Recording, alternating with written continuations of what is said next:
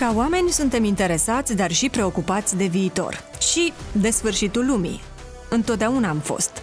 Dar astăzi, mai mult ca oricând altădată. Și nu doar datorită curiozității noastre bolnăvicioase, ci și pentru că viitorul a venit peste noi, prea repede. Planeta se supraîncălzește. Organizația Mondială a Meteorologiei descrie situația ca fiind cronica haosului climatic, ultimii 8 ani fiind cei mai călduroși ani înregistrați vreodată în istoria planetei. Poluarea depășește orice limită, biodiversitatea este în declin, extincția în masă a speciilor se vede cu ochiul liber, despăduririle sunt fără limită, deșertul își lărgește hotarele. Are loc o epuizare constantă a resurselor de apă, explozia demografică, am depășit deja 8 miliarde. Consumăm în exces resursele planetei și totul în numele progresului. Psihozele și bolile autoimune cresc exploziv, bolile infecțioase nu mai răspund la antibiotice, iar virusii noi, eliberați de permafrostul dezghețat, conduc la pandemii devastatoare.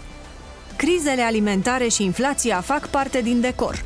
Conflictele armate au escaladat, de moralitate și umanitate aproape nu mai este loc, iar religia de nerecunoscut în ciuda cunoștințelor scripturistice la îndemână. Sună apocaliptic, nu?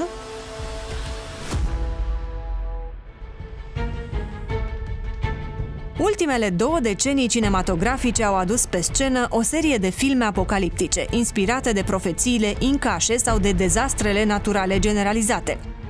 De exemplu, filmele The Day After Tomorrow sau 2012 sau Last Day on Earth s-au inspirate de speranța de a o lua de la capăt într-un alt colț al universului, nu înainte însă de a avea de-a face cu extraterestri înfricoșători.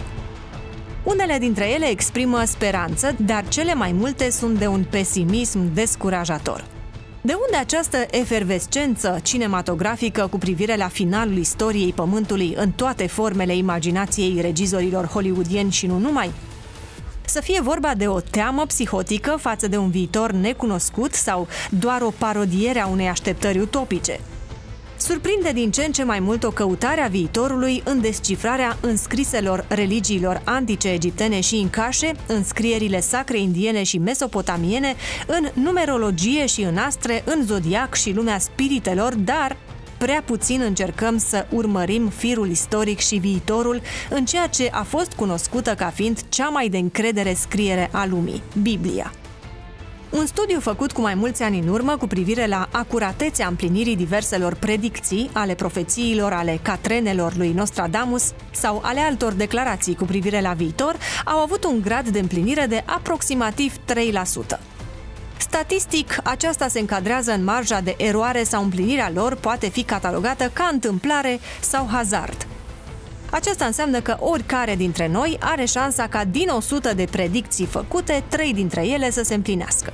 Aceasta în niciun caz nu ne transformă în profeți, ci pur și simplu se încadrează la întâmplare.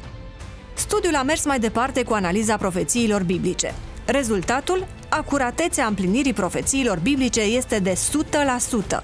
Profeții făcute cu 2500 de ani înainte de profetul Daniel s-au împlinit cu o exactitate fascinantă.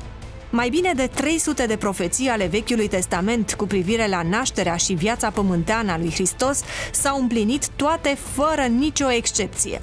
Profețiile din cartea Apocalipsei lui Ioan se încadrează în aceleași coordonate. Așa că, dacă ne interesează viitorul, ar trebui să ne întoarcem la Biblie.